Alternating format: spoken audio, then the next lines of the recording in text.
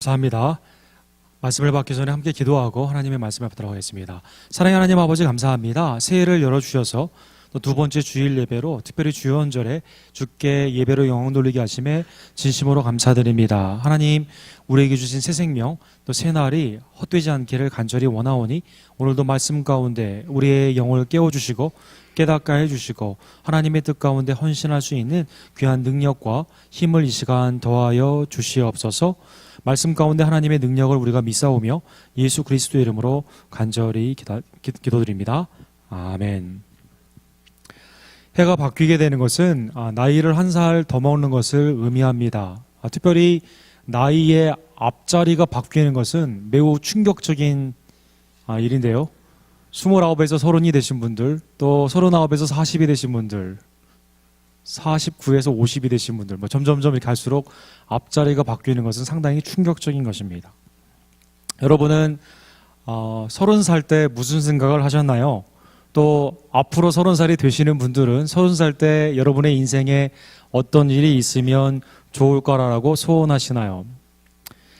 유교 집안에서 태어났지만 영문학을 전공하시고 또 시인으로서 크리스천 시인으로서 쓰임을 받았던 김종길 고려대학교 현재 명예 교수님이 계십니다. 이분이 1969년에 쓰신 성탄제라는 유명한 시가 있습니다.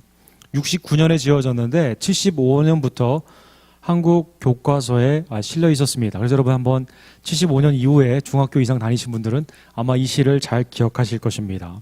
시의 내용은 성탄제의 그 내용에 있는 서러운 30살이라는 부제가 붙어 있을 정도로 30살에 집중하고 있습니다. 한번 날씨도 춥고 비도 오는데 시를 읽어드릴 테니까 시에 한번 깊이 빠져보는 시간을 갖기를 원합니다.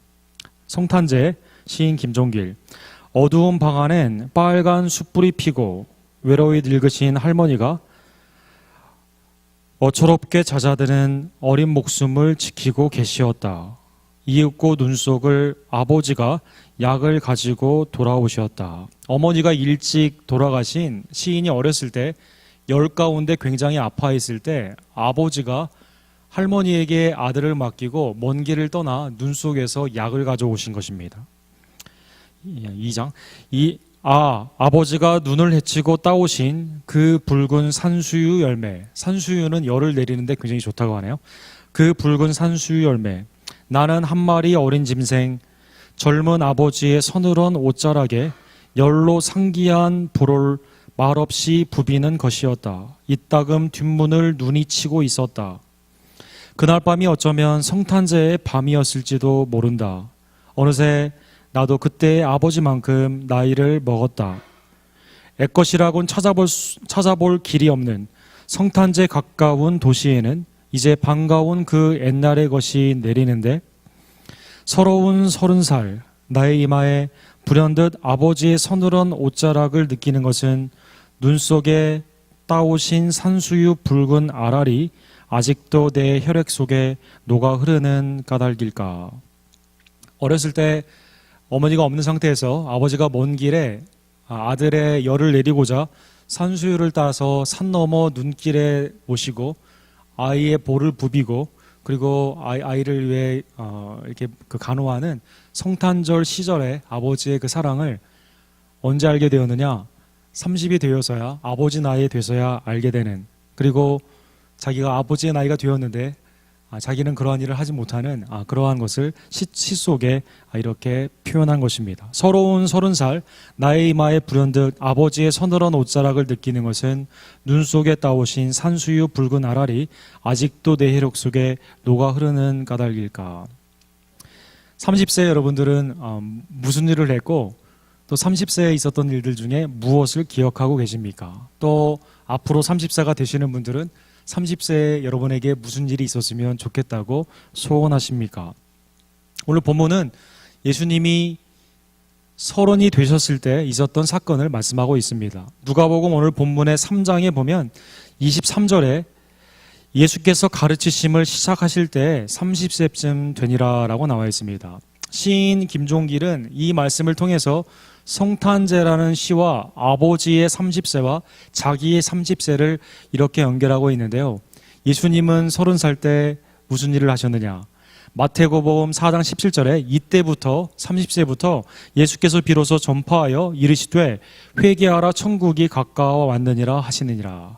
영원하신 하나님, 하늘 보좌를 버리시고 이 땅에 육신을 입어 마리아를 통해 성령의 그 감동하심으로 잉태하심으로 이 땅에 태어나신 나사렛 예수 그리스도께서는 30년의 사생활을 마치시고 공생활로 공생의 사역 가운데 이제 하나님의 나라에 대해 그 사역을 시작하신 것입니다.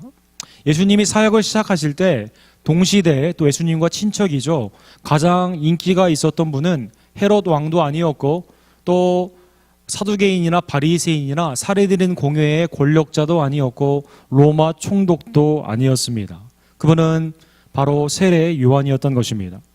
15절에 보면 백성들이 바라고 기다림으로 모든 사람이 요한을 혹 그리스도이신가 심중에 생각했다라고 나와 있습니다. 광야에서 말씀을 외쳤던 세례 요한의 말씀을 듣고자 수많은 사람들이 강을 건너 광야로 왔습니다. 그 중에는 로마 병사도 있었고 세리도 있었고 또 그 중에는 바리새인도 있을 정도로 여기 보면 모든 사람이 그의 메시지를 통해서 이분이 구약에 예표한 구약에 우리에게 약속하신 메시아 그리스도이구나라고 그들은 생각한 것입니다.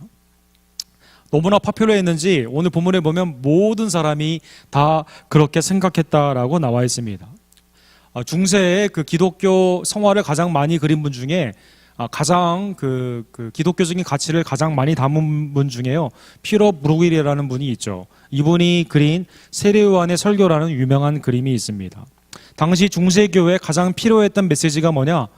회개하라 천국이 가까웠느니라. 독사의 자식들아 너희가 회개하지 않으면 나무에 찍혀있는 그 도끼가 너희를 찔 것이다라고 하는 심판의 메시지, 프라페릭한 메시지라고 하죠. 선지자적인 메시지가 중세에도 필요했고 또 1세기에도 필요하고 지금도 필요하다라는 것입니다. 그의 메시지는 매우 강력하고 어떻게 보면 듣기에 거북한 메시지이지만 모든 사람이 생각했을 때 이분이 구약에 예표한 구약에 우리에게 예언되어 있는 약속의 메시아구나라고 생각을 하게 된 것입니다. 그러나 세례 요한은 그리스도가 누구인지 또 자신이 누구인지를 너무나 잘 알고 있었습니다. 오늘 16절에 그래서 세례 요한은 이렇게 말을 합니다. 나는 물로 너희에게 세례를 베풀거니와 나보다 능력이 많으신 이가 오시나니 나는 그의 신발끈을 풀기도 감당하지 못하겠노라. 종 중에서 발을 씻겨주는 종이 당시에 가장 가사노동하는 종 중에 낮은 직급이었습니다. 신발을 그래서 풀어야만 되는데요. 세례 요한은 그리스도가 얼마나 큰지 신발을 끈을 묶고 푸는 그 일조차도 나는 감당할 수가 없는 자격이 되지 않는 지극히 낮은 자고 그리스도는 높은 자다라고 말을 한 것입니다. 그는 흥해야 되고 나는 망해야 된다는 그리스도가 누구이며 세례 요한 자신은 누구인지를 정확히 그 정체성을 그는 알고 있었던 것입니다. 요한복음 1장 20절과 23절까지의 말씀을 보면 구체적인 그가 그리스도가 아니냐라고 사람들이 물어봤을 때 세례 요한은 나는 그리스도가 아니라라고 강력하게 부인한 것입니다. 또 23절에 보면 그럼 당신은 누구이냐라고 물어봤을 때 나는 선지자 이사야의 말과 같이 주의 길을 곧게 하라고 광야에서 외치는 자의 소리로다라고 그는 고백한 것입니다. 나는 메인 이벤트가 아니라 오프닝 이벤트다. 나는 주역이 아니라 조역이고 다음 사람이 잘할 수 있도록 나는 그의 앞길을 평탄케 하고 반듯하게 하는 회개의 메시지, 물의 세례를 주는 그러한 세례 요한의 정체성이 이 가운데 예표되어 있었다라는 것입니다. 세례 요한은 그리스도를 이렇게 고백합니다. 16절과 17절에 보면 나는 물에 회개의 세례를 주지만 그는 성령과 불로 세례를 주신다라고 말씀하고 있습니다. 물, 씻김의 의미에서 죄에서 돌아와 하나님께로 가라는 회개의 세례는 나는 줄 수 있지만 그러나 거듭나게 하는 주님의 자녀가 되게 하는 성령의 세례는 오직 예수 그리스도만 줄 수 있는 것입니다. 불의 세례, 나는 너희를 심판할 권한이 없고 심판당한다는 메시지는 하지만 심판의 권한이 내게 없지만 그는 불로 심판할 수 있는 주권을 가지신 분이시다라는 것입니다. 그의 심판은, 그의 구원은 무엇을 통해 갈라지게 됩니까? 그를 영접했느냐, 믿느냐, 아니면 그를 영접하지 않고 믿지 않고 부인하느냐에 따라 달라진다라는 것입니다.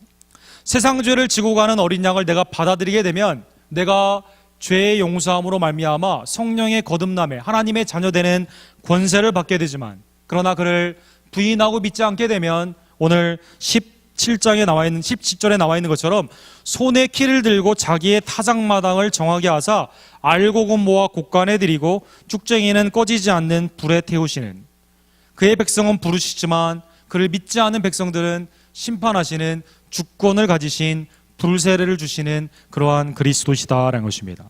자, 그러면 여러분과 저에게 여기에 한 큰 질문이 생기게 됩니다. 오늘 본문은 주님의 수세례, 주님의 회개의 물세례의 장면이 나와 있는데요. 그러면 왜 세례요한조차도 자기는 망해야 되고 그리스도는 흥해야 되는데, 자기는 물세례 회개의 세례고 그리스도는 성령과 불세례인데 왜 예수님이 세례요한에게 물세례를 받으셨느냐라는 것입니다. 오늘 본문 21절에 보면 백성이 다 세례를 받았다라고 나와 있습니다. 그런데 놀랍게도 그 백성 중에, 죄인 중에 있는 그 백성 중에 예수 그리스도께서도 세례를 받으셨다라는 것입니다. 왜 죄 없으신 예수님, 하나님의 아들 그리스도께서 주권을 가지시고 구원과 심판을 가지신 그분이 죄인인 세례요한에게 물세례의 회개를 받으셨을까요? 마태복음 3장 14절과 15절에 거기에 해답이 나와 있습니다. 요한이 말려 이르되 내가 당신에게 세례를 받아야 할 터인데 당신이 내게로 오시나이까. 세례 요한은 예수님이 누구이고 자기가 누구인지를 정확히 알았던 것입니다. 오히려 자기가 성령의 세례를 받았어야만 되는 것입니다. 오히려 예수님의 그 주권적인 불세례를 받았어야만 된다라는 것입니다. 그런데 예수님은 이렇게 대답하십니다. 이제 허락하라. 우리가 이와 같이 하여 모든 의를 이루는 것이 합당하니라 하시니 이에 요한이 허락하신지라. 죄가 없으시지만 죄의 회개에 있는 물세례를 받는 것이 하나님의 의, 또 모든 의를 이루는 것에 합당하기 때문에 물세례를 받으라라는 것입니다. 오늘날 예수님이 어디에서 그러면 세례를 받았을까? 많은 사람들이 나도 거기 가서 물세례를 받으면 나도 죄사함의 은총이 있지 않을까?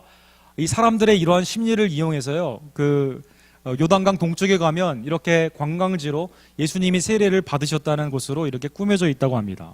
근데 문제는요, 이런 곳이 4곳이 있대요. 더 큰 문제는 이 4곳이 다 돈을 받는다라는 것입니다. 그래서 이거 헷갈리는 거죠. 거기까지 갔는데 또 이거 하나도 스킵하게 되면 나의 구원이 흔들릴까? 보통 사람들은 그래서 4군데를 다 가서 이렇게 세례를 다시 한번 받는다고 합니다. 오른쪽에 잔더벤의 플로이드의 그 사파가 이렇게 잔더벤 바이블에 들어가 있는데요. 백성들 가운데 예수님이 보는 앞에서 백성들 중에서 요한의 세례를 받게 된 것이죠. 세례, 물로 들어갔다 나오는, 당시 유대교회에서도 세례가 있었고 오늘날에도 시내각, 회당에 가면 세례탕이 이렇게 있는데요. 세례는 무엇을 의미합니까? 상징적으로 회심, 개교, 즉 내가 전에 삶은 이제는 내려가서 물속에서 죽고 새로운 삶으로 나온다고 하는 개종과 회심을 의미하게 되는 것입니다. 예수님은 그러면 죄가 없으신데 왜 세례를 받으셨을까요? 예수님은 복음서에 딱 한 번 더 세례에 대해 언급하시는데요. 마가복음 10장 38절에서 언급하고 있습니다. 예루살렘으로 가까이 가셨을 때 요한과 야고보가 예수님께 와서 하나님 나라가 임하는 그때 한 사람은 우편에 한 사람은 좌편에 앉게 해달라고 부탁을 합니다. 이때 예수님이 이렇게 말씀하십니다. 너희는 너희가 구하는 것을 알지 못하는도다. 내가 마시는 잔을 너희가 마실 수 있으며 내가 받는 세례를 너희가 받을 수 있느냐라고 물었던 것입니다. 잔과 세례, 구약에 있어서의 잔은 하나님의 진노의 잔을 여기서 의미합니다. 죄에는 마땅한 결과가 있는데요, 죄의 마땅한 결과는 사망인 것입니다. 그것을 잔이라고 표현한 것입니다. 즉 여기에서 잔은 예수님의 곧 있으면 받게 되는 십자가의 대속의 죽음을 의미하는 것입니다.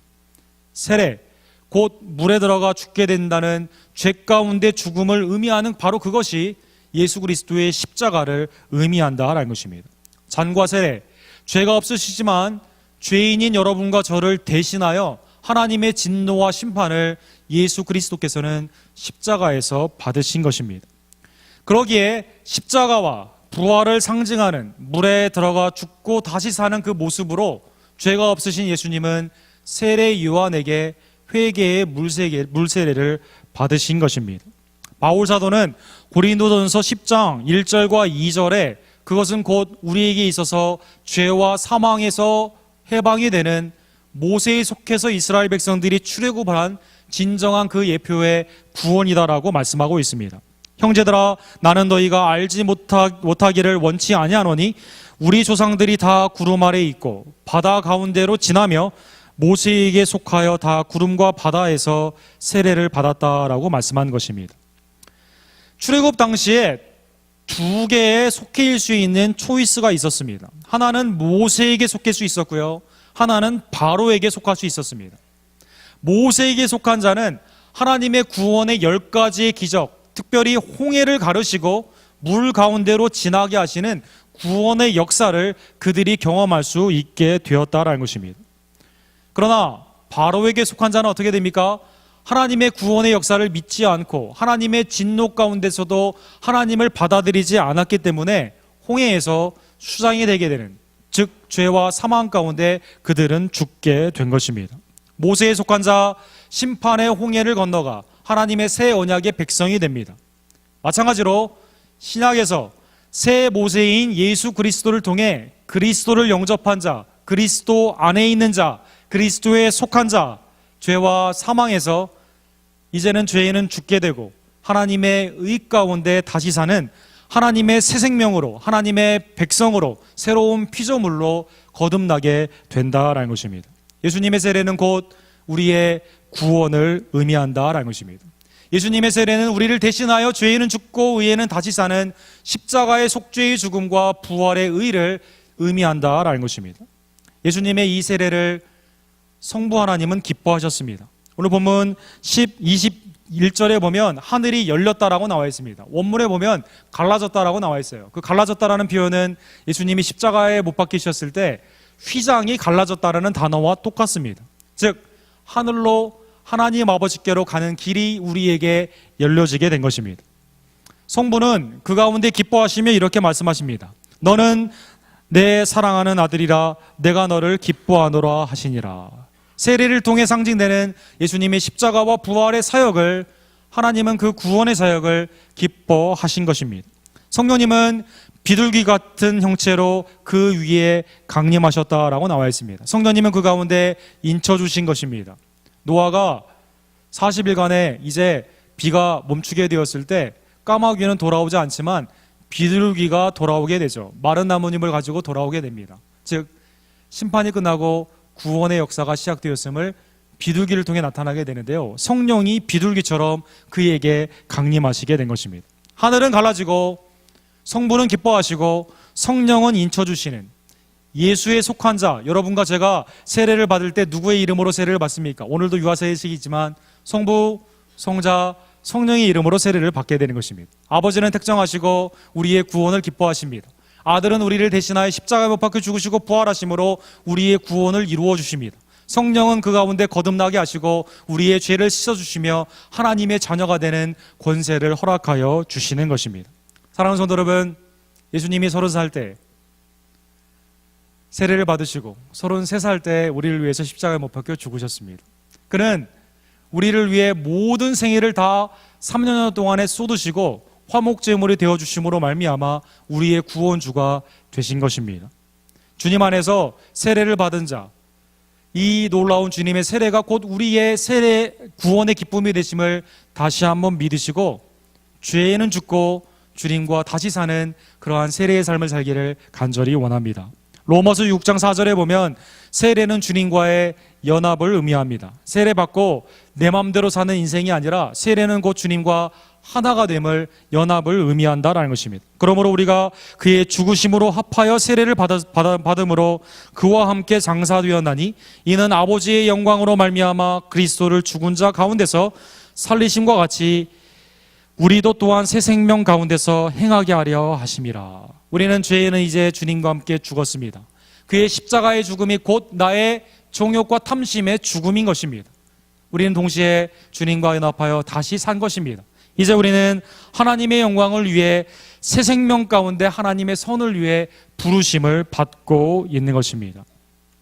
골로새서 3장 1절에 보면 바울 사도는 이렇게 권면해요.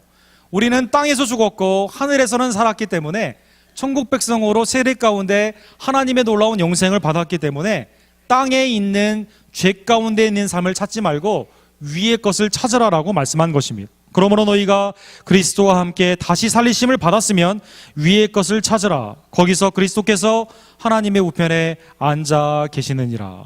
위의 것을 찾는 삶, 죄의 삶이 아니라 하나님의 의로운 백성으로 그리스도와 함께 연합되었는데 주님과 함께 동행하며 주님을 기쁘시게 하는 그러한 삶으로 살아라라는 것입니다.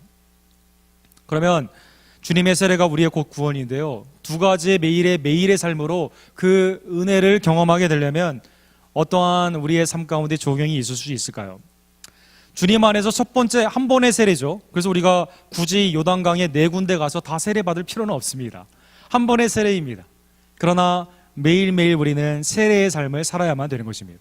주님과 연합되어 있기 때문에 죄와 정욕의 삶을 살지 않고요, 성령의 생각으로 주님을 기쁘시게 하는 영광의 성도의 삶으로 살아가야만 되는 것입니다. 왼쪽에 보면 비튼버그 교회에 종교개혁이 일어났던 그 교회에 루터의 생애를 통해 이렇게 그린 여러 가지 그림들이 있습니다. 그 가운데 세례에 대해서 많은 사람들이 함께 디스커스하고 또 세례를 받는 장면, 세례의 삶에 대해 나오는 루터의 그러한 사파가 이렇게 그려져 있습니다. 마틴 루터는 이렇게 말을 했습니다. 매일 나의 몸을 씻을 때 씻겨야 되는 나의 죄는 없는가? 매일 세례의 삶을 살아야 된다라고 말한 것입니다. 우리가 휴스턴 굉장히 날씨가 덥죠. 그래서 어떤 분들은 하루에 몇 번씩 샤워한다고 합니다. 이 샤워했는데 아무리 휴스턴에 공해가 많다고 하더라도 밖에서 무슨 오물이 묻어서 샤워합니까? 물어보면 그분들은 뭐라고 말합니까? 아닙니다. 내 몸에서 땀이 나서 내 몸에서 이상한 냄새가 나고 내 몸이 더러워서 샤워합니다라고 말을 하죠. 여러분, 우리가 매일 씻죠. 적어도 이틀에 한 번씩은 씻지 않습니까? 여러분, 씻을 때마다 여러분과 저는 몸에 더러운 거 씻을 때, 물론 밖에서 오는 오물, 세상의 유혹, 세상의 죄가 우리 가운데 영향을 미칠 수도 있지만 우리 안에 죄성이 여전히 땀과 더러운 냄새를 내듯이 여전히 우리의 마음과 영이 더러워졌음을 깨닫게 되는 것입니다. 몸을 씻을 때마다 루터는 내가 주님과 함께 죄가 씻겼는가? 내 마음 가운데 더러운 것은 없는가? 내가 주님께 다시 한번 정결한 마음으로 어떻게 나가야 되는가? 몸을 씻을 때마다 세례의 삶을 살아라라고 말씀한 것입니다. 오늘 유아세례식을 통해서 여러분이 받으셨던 세례의 그 기억을, 세례식의 그 기억을 해보시기를 간절히 원합니다. 그때 얼마나 여러분의 마음이 아름다우셨습니까? 이제는 새 생명을 살으리라. 이제는 주님을 기쁘시게 하는 삶을 살리라. 전의 삶이 아니라 새로운 삶으로 나아가리라. 여러분, 그러한 한 세례이지만 매일의 세례의 삶을 살기를 주님의 이름으로 간절히 축원합니다. 두 번째로 생각할 수 있는 것은요, 찰스 스퍼전 목사님이라고 런던 타버네클 교회에 아주 영어권에서 지금도 가장 영향력이 있었던 19세기의 설교자로 알려져 있는 목사님이십니다. 런던 타버네클 교회는 워낙 교회가 크고요, 세례식이 워낙 많다 보니까 세례식을 입는 옷을 준비하는 그것이 좀 여의치 않았다고 합니다. 어느 날 런던의 유명한 뱅커가 와서 주님을 영접하고 세례를 받게 됐다고 합니다. 이 은행가가 세례식의 옷으로 바꾸려고 하는데요, 찰스 스퍼전 목사님에게 새로운 생각을 하나님이 주셨다고 합니다. 당신 은행가냐고? 맞다고. 나 이제 주님을 영접해서 세상의 탐욕적인 그러한 삶이 아니라 이제 주님을 위해 사는 삶을 살기를 원한다고. 그러니까 그래서 당신 은행가니까 그러면 지갑 가지고 다니냐? 여기 지갑 여기 있다고. 그러면 그대로 세례 받으시라고 했다라는 것이죠.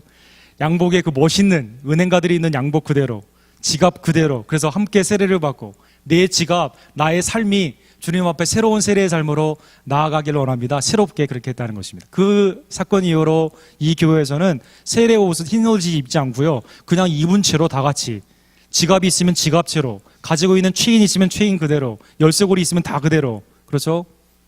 새로운 나의 삶으로 나의 삶의 전 영역이 주님의 의롭게, 주님의 의 가운데 살기를 원합니다라는 결단으로 나아가게 됐다는 것입니다. 사랑하는 성도 여러분, 주님의 30세의 그 세례는 우리의 구원을 의미합니다. 주님은 세례 그 자체로 우리의 죄를 위해 죽으시고 우리의 의를 위해 부활하셨습니다. 우리가 받은 한 세례, 늘 주님께 감사하는 우리의 삶에 몸이 더러워졌을 때 씻는 것처럼 죄 가운데도 예민해져서 매일 씻는 삶이 되기를 간절히 원합니다.